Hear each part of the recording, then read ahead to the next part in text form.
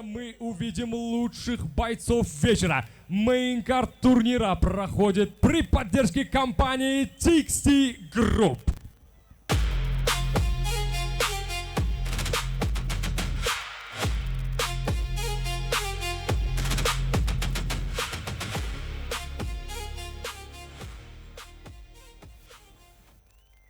Asosiy kart janglari. Первый поединок 57 килограмм вазн toifasi. Официальное представление бойцов. Первое синий угол Кокбурчакта. Бойцу 26 лет. Его рост 1,70 сантиметров, вес 57 килограмм ровно. Он кандидат мастера спорта по ММА, мастер спорта по боксу. Представляет бойцовский клуб Пхукет Fight Club Панджикен, Таджикистан. Снайпер Анис Якупов.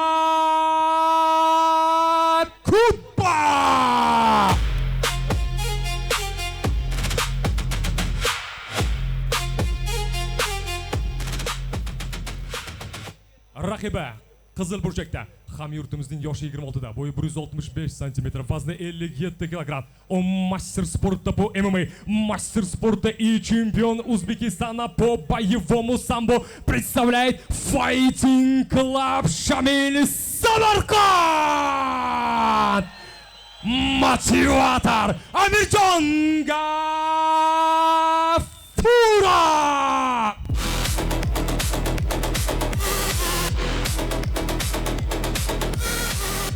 Markazda Davud Mirsalimov. Do'stlar, main card dastlabki jang Anis Yakupov Tojikiston 11 rekordiga ega va mamlakatimiz vakili samarqandlik Amirjon G'ofurov 9-6 rekordiga ega. Boburjon, qarang, asosiy kartning dastlabki jangi Yakupov bevosita tojikistonlik sportchi, tojikistonlik jangchi Aysada 4-0 rekordga ega. Ha. Qanday shiddat bilan boshlanyapti. Muxlislar eng yengil vazn jangchilari va albatta ular mana shunday faol boshlashi aniq. Main card chiroyli boshlanyapti.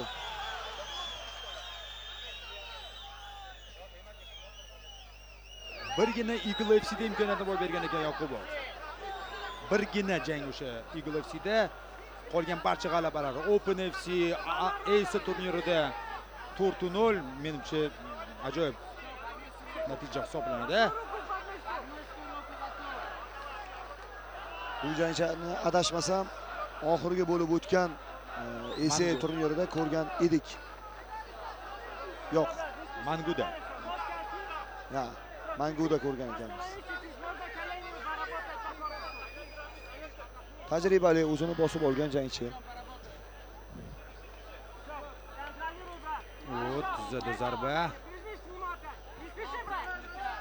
Amirjon faol boshladi jangni. Ani endi birinchi shturm o'tdi va Anis harakatlari qanday bo'ladi? Ko'ramiz. Chiroyli hozir o'z ustidan o'tirib tashlashga harakat qilib ko'rdi-yu, ammo raqib Yakupov vaziyatdan unumli foydalandi. Bel nazoratga olishga harakat qilib ko'radi.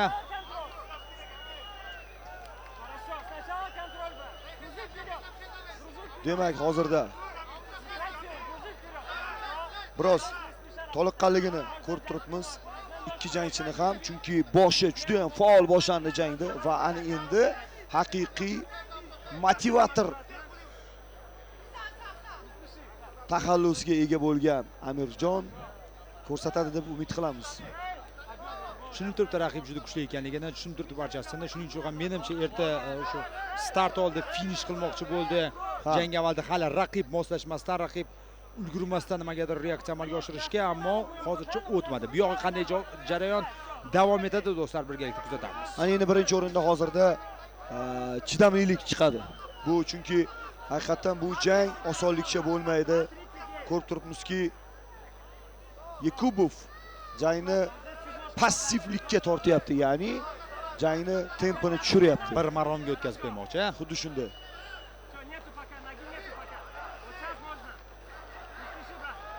Muxlislar jonlanishyapti. Uzoqroqda bo'lsa ham. Amirjonni endi tempini tushirmagungacha menimcha Yakupov faol ishlamaydi. Chunki ko'rdi. Zarbalar ana shuningda ham kurash uslublarida ham xavfli. Rahimjon.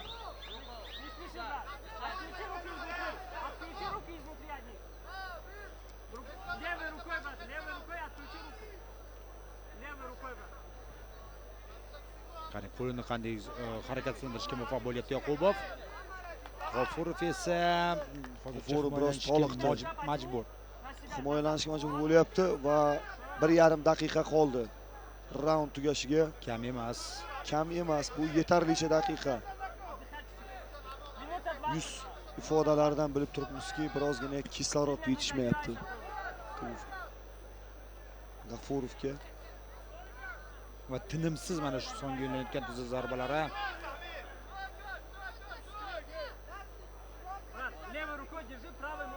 Vaholanki o'zi mana shu parterga o'tkazishga harakat qilib ko'rgan edi. O'zi boshlagan edi usulni.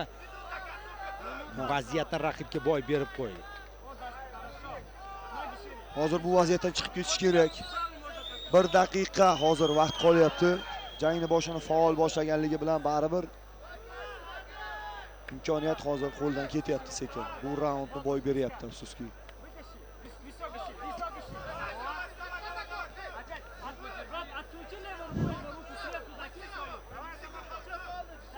O'ttiz soniya vaqt.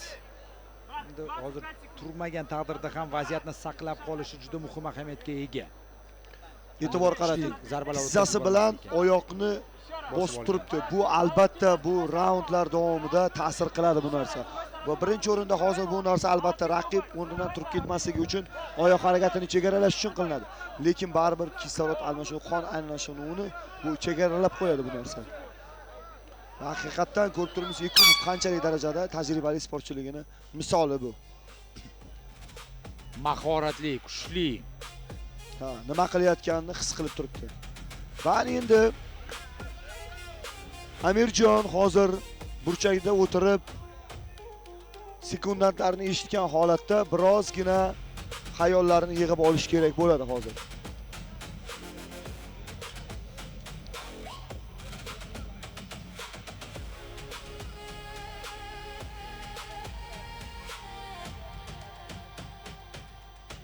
Takror lavhalarni ko'rishingiz mumkin. Juda faol boshladi. Juda ham faol boshladi. Chiroyli boshladi. Mana o'sha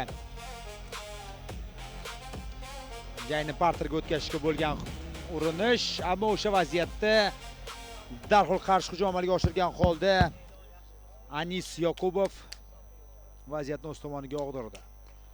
Hozir Amirjonga ikkinchi nafasni ochish juda ham muhim. O'ziga kelib olish kerak.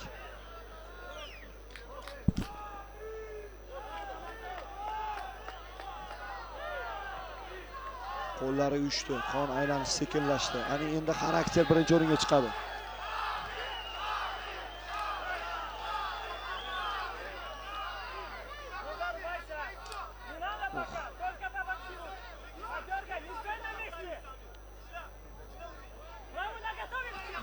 Kirib bordi, chap qo'l yo'tal bilan zarba amalga oshirishga harakat qilib ko'rdi, o'tmadi. Round kick zarbasi, tana qismiga berilgan zarba kuchsiz bo'lsa-da manzilga yetdi.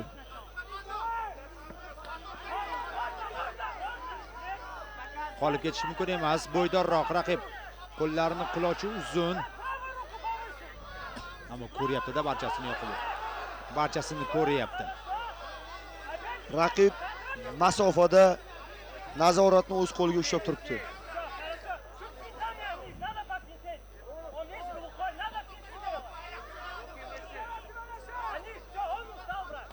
Middle kick.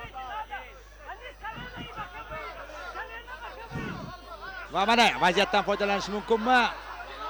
Bir oyoq, faqatgina bir oyoq. Katta quvvat kerak bo'ladi hozir Anisni yiqitish uchun. Va bu quvvat bormi hozir G'afurovda? Ikkinchi oyoqni ushlashga harakat qilib ko'rdi, 2 marotaba bu ishni.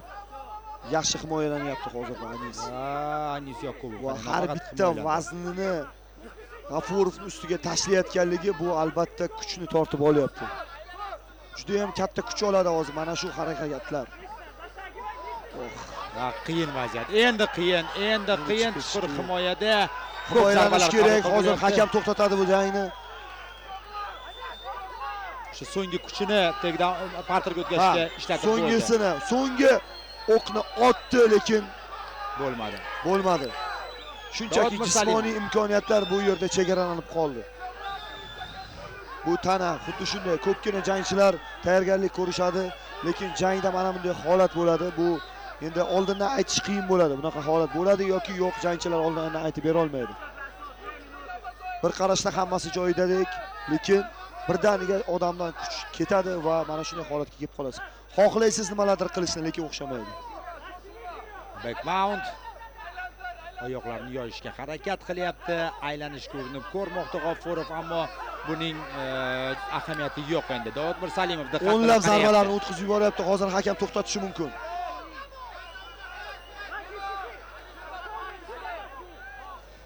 Haqiqatan ham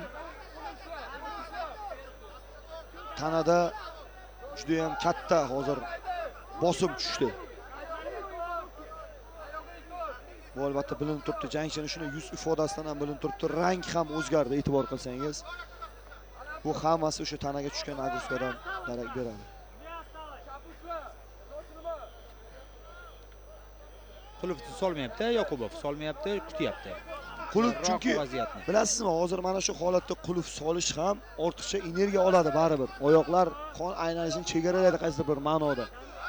Chunki unga hozir mana shu holatni o'zi qulay bo'lib turibdi.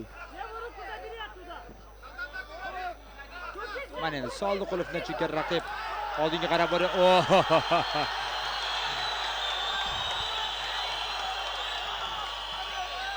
Motivator osonlikcha taslim bo'lmaydi. Osonlikcha taslim bo'lmaydi G'ofurov.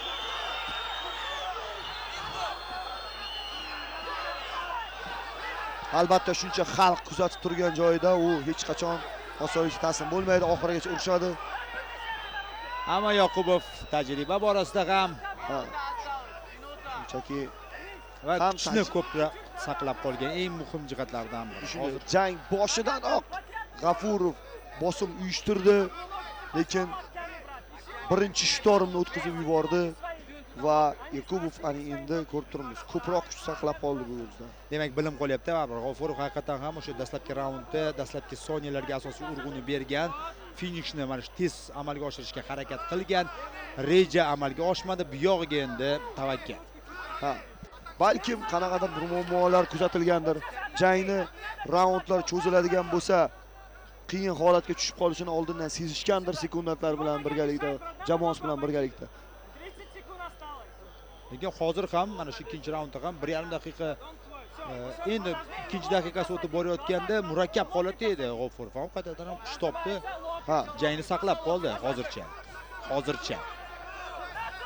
Beryapman yana. Ko'rib turibmiz, juda ham qiyin bo'lyapti jangchiga, lekin xalq uni kuzatib turibdi va u oxirigacha jang qiladi. Tana bo'ysunar ekan, yurak urib turar ekan, unga qiladi oxirigacha.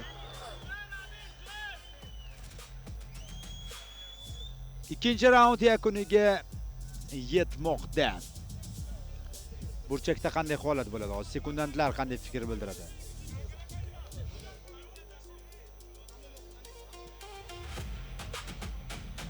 Kuchingizni ishlatmang deb aytib o'tildi.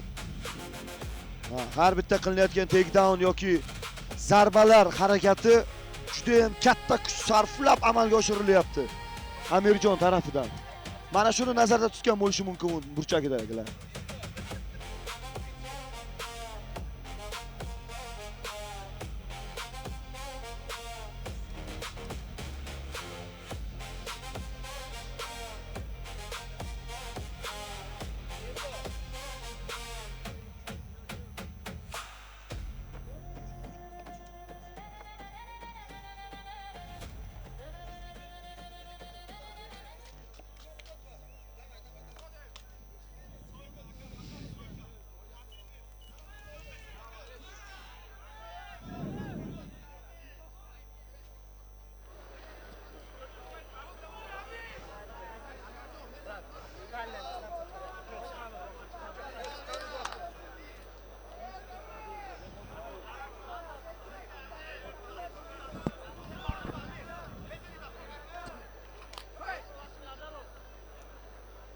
Uchinchi raund.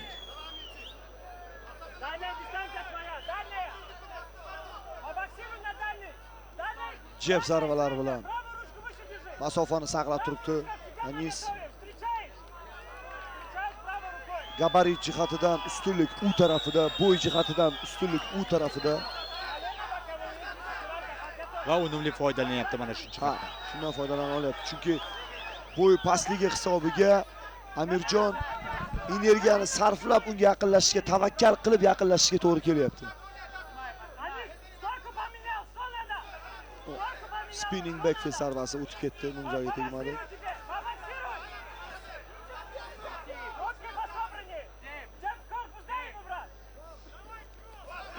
Voy, yaxshi o'ng qo'l zarbasini o'tkaza oldi Amirjon.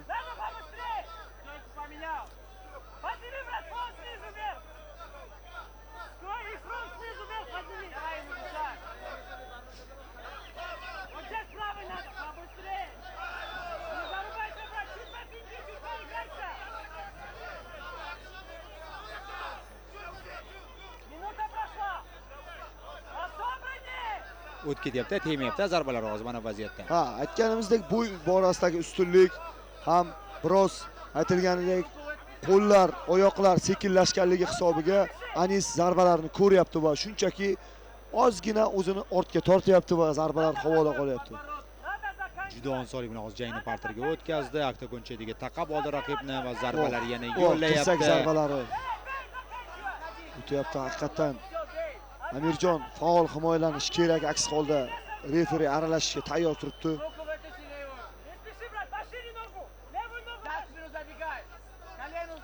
Haqiqatan ori bor jangchi Amirjon. Xalqi oldida oxirigacha jang qilishga qaror qilyapti. Lekin qiyinda. Hozir mana bu noqulay vaziyatda bel nazorat raqibda zarbalar yo'llash imkoniyati bor. Biroz chap qo'lini bo'shatsa kifoya. Agar qo'l zarbalari bo'lmasa tizzada raqib soniga zarbalar yo'llashga erishmoqda Yoqubov. Yana oktagon chetidan o'ziga tortib olyapti.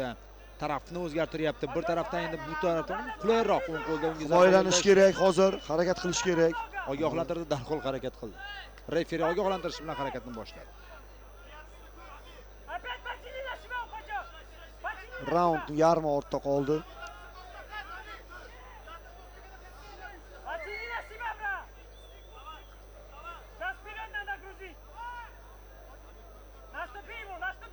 Anis o'z ustunligidan foydalangan holatda hozir hech qanaqa unda risk yo'q, xavf yo'q va shunchaki vaqtni cho'zib turishi mumkin, lekin u jangni tugatishga baribir harakat qilyapti.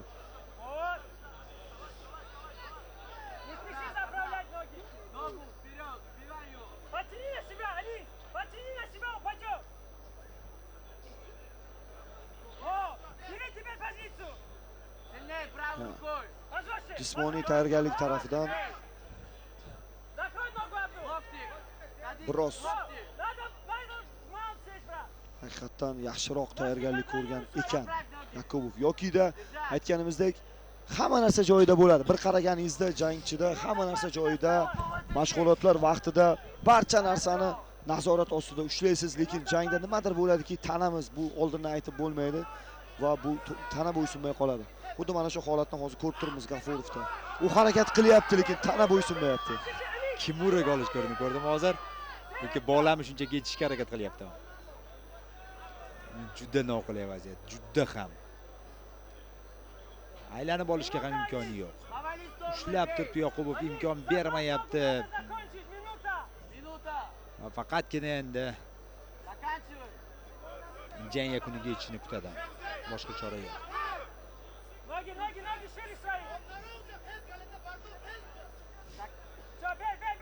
Yana bel nazorat qilgan holda zarbalar, finishga harakat, kuchli bo'lmasa-da ko'p zarbalar yo'llayapti. Referi e'tibor berib qolishini kutgan holda Yoqubov yana mana shu nuqtaga zarba 20 soniya vaqt qoldi. Endi menimcha referi ham to'xtatmaydi. Har qanday vaziyatda agarda submission yoki nokaut bo'lmasa. Ha, G'afurov haqiqiy jangchi, yuragi borligini unda isbotlay oldi. O'ta og'ir ahvolga qolishiga qaramasdan jangni oxirigacha yetib kela oldi. Harakat qildi.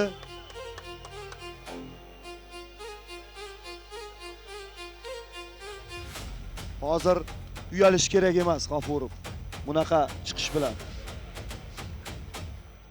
Ofarin deyapti Anis Yoqubov ham. Ha, Boburbek, to'g'ri aytyapsiz. Biz baribir taxmin qildik o'sha reja startda tezkorlik bilan jangni yakuniga yetkazish, qandaydir lucky punch yoki jangni imkon qadar tezroq parterga o'tkazgan holda muddatdan avval g'alaba qozonish edi. Ammo ko'rdikki, keyinchalik bu reja amalga oshmadi va yakunda Anis bu yog'iga jangni to'la to'kis o'z tomoniga, tarozi palasini o'z tomoniga o'tkazdi va bahsni mana shunday mantiqiy yakuniga yetkazdi. Menimcha barcha harakatlar jang boshiga qaratilgan bo'lgan. Balkim yaxshi boshlangan edi. urg'u berilgan. Urg'u berilgan, aynan o'sha jangni boshida faol harakat qilinishi aytilgan, lekin ko'rib turganimizdek Anis ham ko'rinib turibdi. Bu yerga g'alaba uchun kelgan va oxirigacha harakat qila oldi. Endi Eysada 4-0 rekordga ega bo'lgan sportchi Manguda mana ikkinchi jangini o'tkazyapti. Birinchi jangini muddatdan avval yakuniga yetkazgan edi. Hozir esa ochkolar bo'yicha g'alaba qozonmoqda.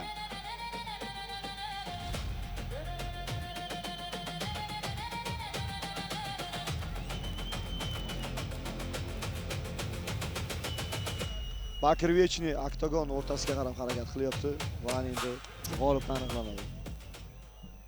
Rasmiy e'lon. Ushbu jang g'olibi в данном поединке победу единогласным решением судей одержал Panjigen Tajikistan Anis Yakubov. Anis Yakubov buni qo'li baland ko'taryapti. Haqli g'alaba, hech qanday e'tirozga Haqli g'alaba. Lekin aytib o'tganimizdek, Amirjon G'afurov bunaqa chiqishi bilan uyalmaslik kerak. Birinchi raunddayoq uning tanasi jiddiy bosimga uchradi, lekin u jangni oxirigacha harakat qildi.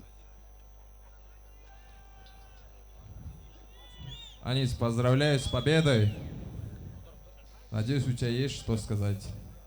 Да, конечно, есть что сказать. Спасибо огромное всем зрителям, которые сегодня пришли поддержать нас. Таджики и узбеки — это братья. Запомните. Всем спасибо. Вы очень гостеприимный народ. Ребята, я извиняюсь, прошу прощения. Не все знают мою ситуацию. Мне пришлось 2 раза согнать вес. Я боец 57, и сегодня я выступил 51. Да, скучный бой, но это не мой стиль. Мне сегодня пришлось, когда я пару раз пропустил, пришлось уже чуть не рисковать, скажем так. Но больше такого не будет. Мангу, let's go, дайте мне пояс. Я хочу биться за пояс. Неважно кто, просто дайте мне пояс. Ladies and gentlemen, listen. Kamar uchun jang so'radi Anis Yakubov va unga juda ham В jiddiy октагон raqib topildi. приглашается Темиродов Ironman Furqatbek Yakubov. Ha, gap yo'q ekana. Listen.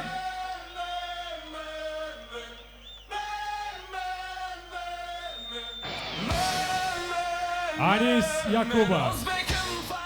Ishoning ajoyib jang guvohi bo'lamiz.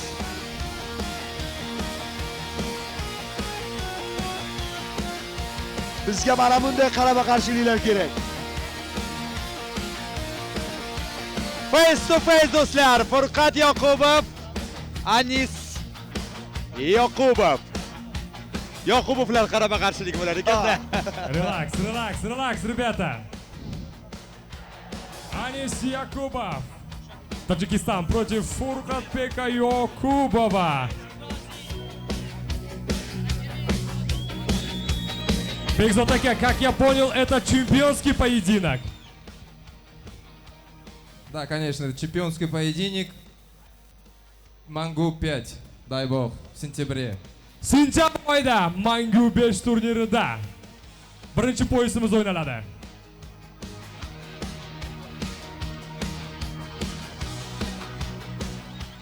Assalomu alaykum O'zbekiston, Samarqand, Nag'izmi Shumo? Your champ is here. Just believe me, September, false belt, we keep it here in Uzbekistan. That's it. Пока я здесь, никто этот пояс не заберет. Пока я здесь. Посмотрим на вершине одно место. Какая фамилия? Якубов Фурбанбек или Якубов Анис? Пояс один. Две фамилии. Let's go. Hozir eshitdingiz. Oxirida ko'ramiz eng yuqorida kimning familiyasi bo'lar ekan.